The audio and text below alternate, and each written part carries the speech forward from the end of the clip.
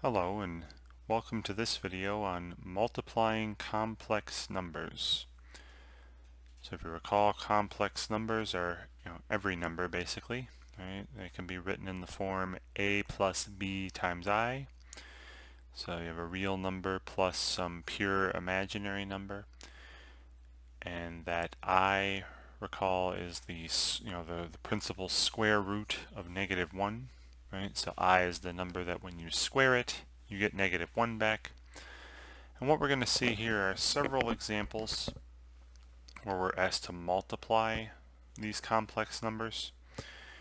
And you're going to see, basically, you're going to treat I like a variable, even though it is not, and multiply the complex numbers just as though you were multiplying polynomials. Right? The very same rules will apply when we do lots of distributing and combining like terms, just as when we multiplied polynomials. So my first example, here I have 3i. That's a complex number, right? It's 0 plus 3i, but again, the real part is 0, no need to write that. So I have the complex number 3i multiplied by this other complex number, 5 minus 4i, with a real part of 5 and an imaginary part of -4. So as I was saying out loud a second ago, we're going to treat I like a variable, even though it isn't, right? It actually represents a number. That's square root of -1. And when multiplying, and you'll see division later in a later video, we're going to multiply the same way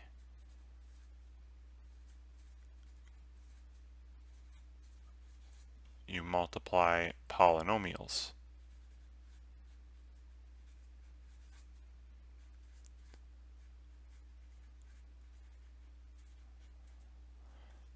But you just have to remember one thing about I. Right, just recall that, remember, I is that principal square root of -1. So it's the number that when squared will give you a negative number back, right? And that's the same for every pure imaginary number. Remember, all the squares of the pure imaginary numbers were non-positive, right? We're either negative or 0. Alright, so my example here. See, I have basically, again, I'm going to treat these like polynomials. A polynomial with one term multiplied by a polynomial with two terms, but just remember that these are numbers, and I is not technically a variable. So I would distribute, the one term 3i to these two terms, 5 and -4i.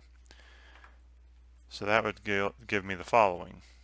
3i times 5 would be 15i, right? 3 times I times 5, or 3 times 5 times I. Remember, you can always rearrange the order of factors in a product, right, in multiplication.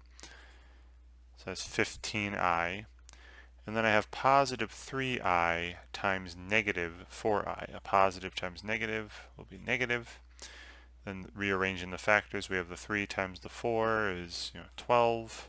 And then the only two factors I haven't used are the I times the I, which would be I squared, right? You would add those powers. Great, so I multiplied, right? That's wonderful. But now we're also asked to add, I know it doesn't say to, but you're always asked to simplify expressions, right? Even if it's not stated, you should always attempt to simplify expressions. So here I have 15i. Right, there's a pure imaginary number, right? A real number times I, pure imaginary. Then minus 12, the next term has -12 minus 12, but then times I squared, right? I mentioned that over here. When you see I squared, right? I is that number that when squared gives me -1. So when totally simplified here, this pure imaginary is still there. I have 15 times I. The next term we have negative 12 times negative 1. So negative times negative is a positive. The next term is positive 12. And these don't go together, right? The 15 has I attached to it. The 12 does not. So there's your pure imaginary number, 15i, and there's your real number, positive 12. And if you would like, I mean, this isn't wrong here, right? This is totally correct. But very often you'll see in a lot of text they'll ask you to write the result in the standard form for a complex number, which I'll refresh your memory over here. The standard form of a complex number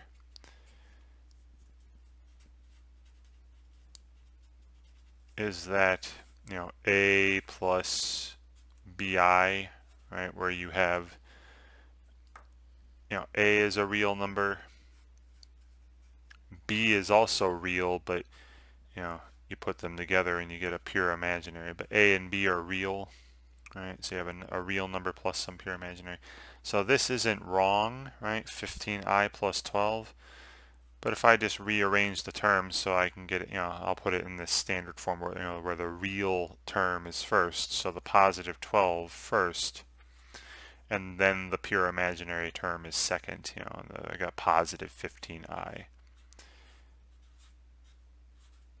Again, these do not go together, do not make this 27, right? This is 12 plus 15i, and that is the resulting product of 3i and 5 minus 4i. Great. So you see how it started off just like multiplying polynomials, right? All sorts of distributing. But then you got to remember that these are actually numbers here, right? The number I, when square, if you see I squared, that's negative 1. And you should be able to write every single result in this form, this standard form for a complex number where you have a real number plus a pure imaginary. You should always be able to do that. Alright, so let's do this again. Alright, I'm multiplying another pair of complex numbers. So here I have a product of two complex numbers. One of them is negative 2 plus 5i multiplied by, and then the other one is 4 minus 2i. So it's just like multiplying a polynomial with two terms by another polynomial with two terms, or a binomial times a binomial. So you can, since it's a binomial times a binomial, you could call this foiling. I don't particularly care for that because you can't always FOIL, but what I like to say is, pick one of these. So say this one here, the negative 2 plus 5i, and how I would multiply is I'd take every term in the one I chose and distribute to the other one, and then combine like terms afterwards. So I'm going to start with the negative 2 and distribute, the negative 2 to the other expression, the other two-term complex number here. Alright, so when I do that, the terms I'm going to get, negative 2 times positive 4, it's negative 8. The next term, negative 2 times negative 2i, right? Negative 2 times negative 2 times I, that's positive 4 times I. Alright, and now I'm done with the negative 2, right? I've put that on both of these terms over here. And then I move from the negative 2 over to the positive 5i and distribute that one to those two terms in the other number. And then my next terms, positive 5i times positive 4 would be positive 20i, right? 5 times 4 is in there, 20i. And then positive 5i times negative 2i, well, you got a factor of 5, a factor of negative 2, so it's negative 10. And then a factor of I and I, making I squared. So you have the last term there is negative 10 times I squared. Okay. And then we start simplifying. Right. Now, these two terms, right, the positive 4i and the positive 20i, these are like terms, right? They both have I attached to it, so I can combine those. And then just don't forget that I squared when you see that is actually the number -1, right? So keeping that in mind, we have -8, that didn't do anything. And then the positive 4i plus 20i would make 24i when combined. And then we have, minus 10 times, and then I squared is -1. So really this last term has -10 times -1, that'd be positive 10. So I have -8 plus the 24i and then plus 10. And then we have just two more like terms, the real numbers, the ones without I attached, right? The -8 and the positive 10. We can combine those. So -8 plus 10, positive 2. So there's the real term, and then after that I would like to put the the pure imaginary term, which is this positive 24i. Right, and there you go. Right, this is in that standard form, right? That a plus b times I, real number plus real number times I, or real number plus pure imaginary number. That is in that form, right, where a is 2 and b is positive 24. Right? So the product of these two complex numbers is this complex number, 2 plus 24i. Great. Alright, and then in my last two examples, I have another refresher for you. I've mentioned the square roots of negative numbers in my past two videos now.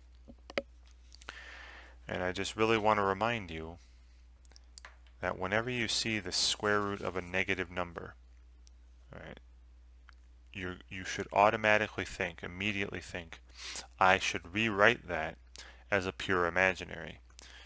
Alright, so here I have the square root of -9 multiplied by the square root of -36.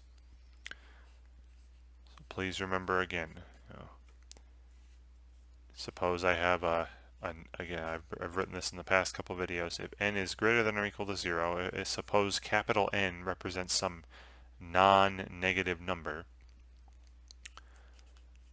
Well then, if you take the square root of the opposite of that, right, negative n, this is the square root of a negative number or a non-positive number. This is not a real number. What it is really one of these pure imaginaries. I can rewrite this, and I should rewrite this as a real number, right, the square root of n, right, the square root of a non-negative, that's real, times the imaginary unit times that I. Right. So this is huge, right? Please remember to do this every time you see the square root of a negative number. Automatically change it to a pure imaginary. Alright, so that's what I'm going to do here. And do this before you perform any operations. So I'm going to write that note. Do this before adding, subtracting, multiplying, and dividing. Do this before performing any operations.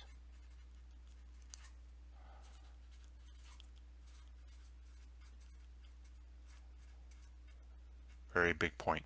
All right.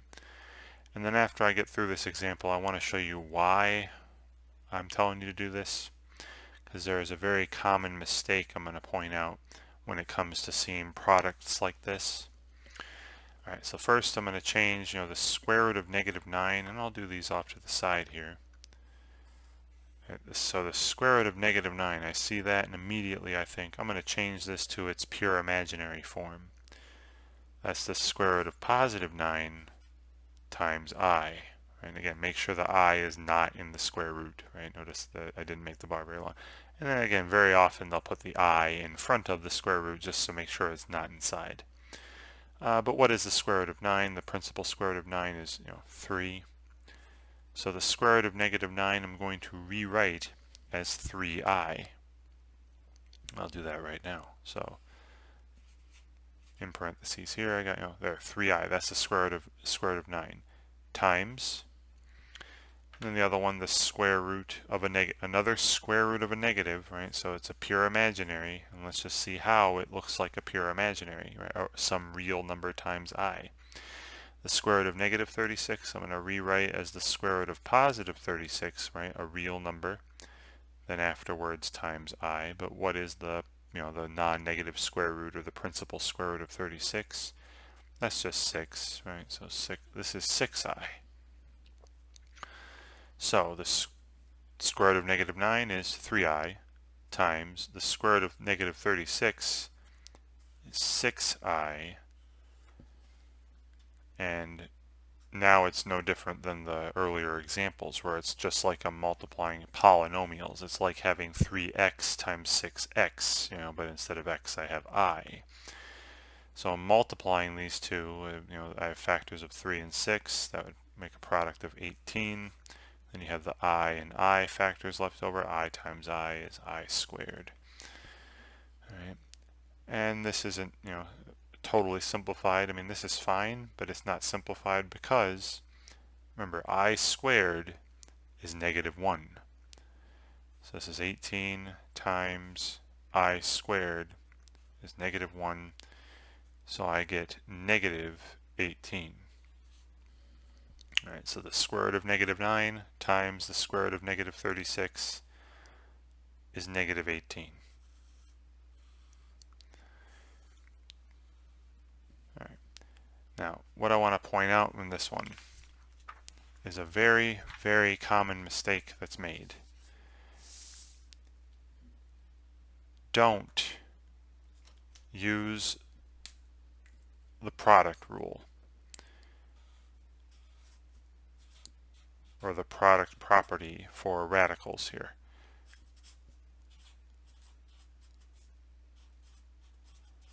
I'll refresh your memory as to what that is, right? Remember, the product property for radicals was the following. That was if you have, some root, right? The nth root of, say, a multiplied by the nth root, same root, right? Same index of b, right? Then you could put them together and say that was the nth root of a times b, but this was only if these roots were real. The nth root of a and the nth root of b are real, right? Real numbers, not imaginary, right? So that, I've mentioned that in several videos in the past. This is a property, again, I'm going to say it again, this is a property for real numbers only. So when you're seeing the square root of negative 9 multiplied by the square root of negative 36, right? These are even roots of negative numbers, right? These are not real numbers, and you've already seen they're actually those pure imaginary numbers, right? Square root of negative 9 is 3 times I. The square root of negative 36 is 6 times I. These are not real numbers, the square root of negative 9 and the square root of negative 36. So you can't use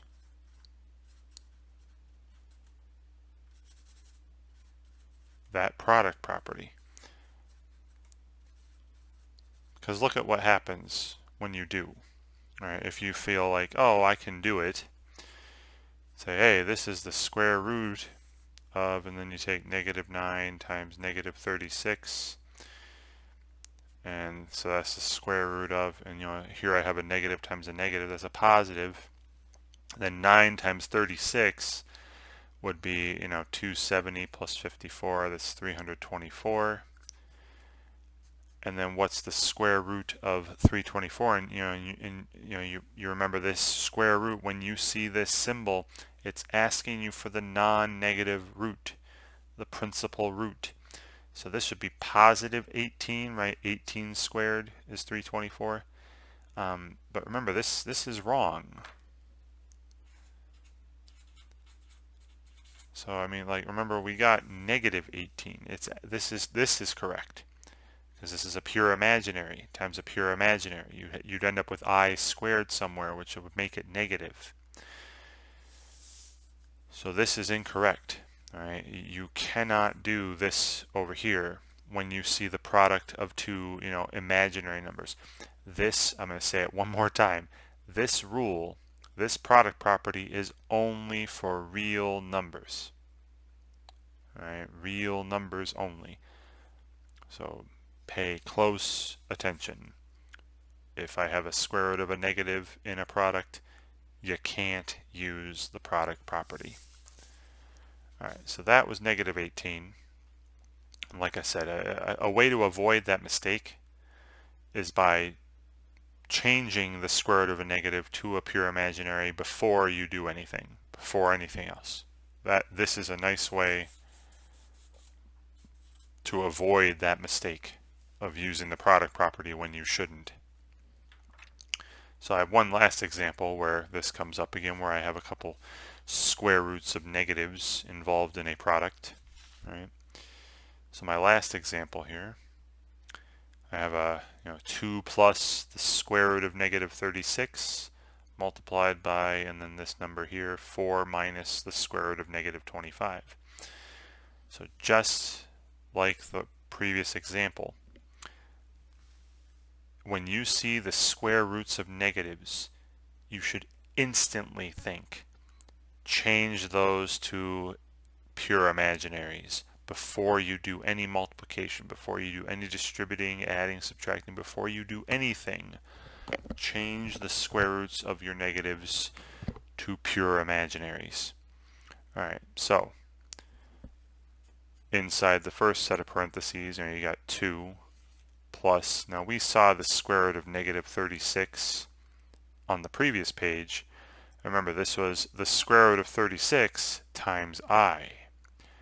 So that was 6I. Right? So I changed that to its pure imaginary form right away. Then in the next set of parentheses, right, times, and then we have the 4 minus the square root of negative 25.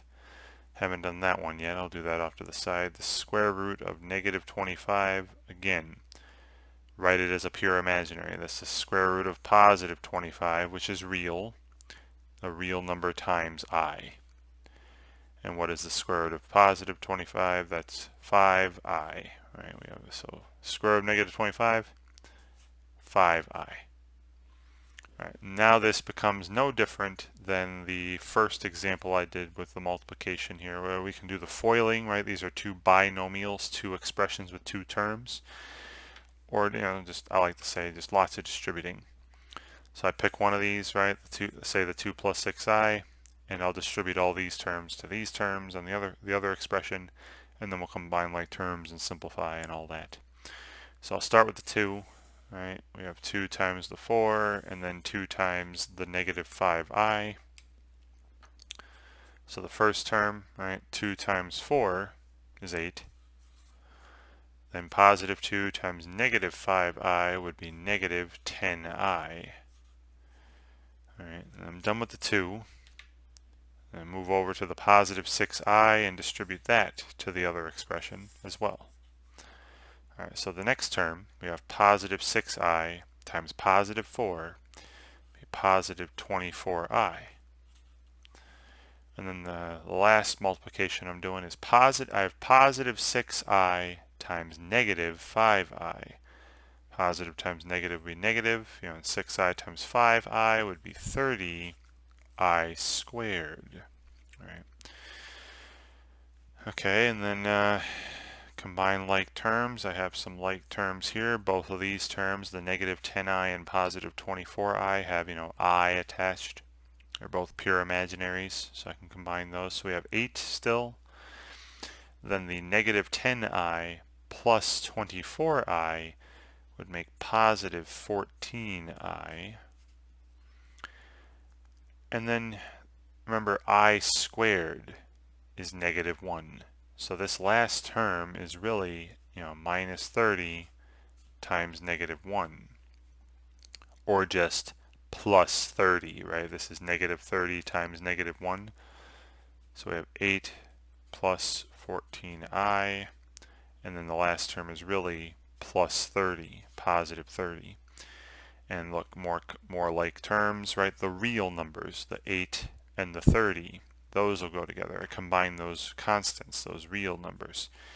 8 plus 30, I'm getting 38 for the real term, and then the pure imaginary term, the positive 14i. Right, and there's the final result. There is the product of these two complex numbers, again written in that standard form where you have a plus bi, or a real number plus some pure imaginary number. Wonderful. All right, so again, I think the keys to take away from this video are, when you're multiplying complex numbers, right, a plus bi or c plus di, in that form. When you're multiplying complex numbers, you just multiply as though you were multiplying polynomials, right? Do all sorts of distributing and then combining like terms. But while you're treating I like a variable, you're treating I like you would an x or something. But just remember though that I is a number, right? It's that square root of -1. So whenever you see I squared, it's -1 really, right? It's equal to -1, and use that to simplify. And you combine like terms, combine reals with reals, and then imaginaries with imaginaries. And one last thing that's also been mentioned in other videos of mine, please, whenever you see the square roots of negatives, right, like these two here, the square root of -36, the square root of -25, please rewrite that as a pure imaginary, right, some real number times I. Rewrite it as a pure imaginary immediately, before you do anything, before you perform any other operations, because that'll help you avoid common mistakes like using the product property when the numbers you're multiplying aren't even real, right? That product property for radicals is for real numbers only. Okay. As I like to say at the end of these videos, please do the best you can. Try the best you can to learn the material on your own before you go looking for help. As I have found over the years that people who take the time and the effort to learn something on their own tend to remember that material better and remember it for longer and are more proud of themselves for it. So read the material, of course, read through the author's examples, perhaps even try to work out the solutions to some of the author's examples before you see how the author did it, and then compare your work with the author's and see if you can learn from some mistakes there. Obviously do loads of examples and practice problems, exercises. Check solutions to those if they're made available so you can see how you're doing and keep track of your progress. And don't give up on an exercise or a problem after the first attempt or two. Don't give up so easily. Very often in mathematics there are several approaches that'll work for any particular problem. So if after several approaches at a problem you're still not getting it, still not seeing how it's done, still not understanding the material, maybe you should go back and read the material again, perhaps even a third time, more slowly, more deliberately, take good notes. Because if you've been doing some problems, there's a good chance you have a better idea as to what the author wants from you, what the author is expecting of you. So then when you go back and read it again, or even that third time, you'll have a better idea as to what to look out for when reading. Some ideas and concepts might pop out at you that didn't the first time through, and it'll make working on the problems that much easier. But if after that, if after several read-throughs of the material and several approaches at problems, you're still not seeing it, you're still not getting it, it's not a sign of weakness whatsoever to go looking for help. That is what other people are there for, to help you.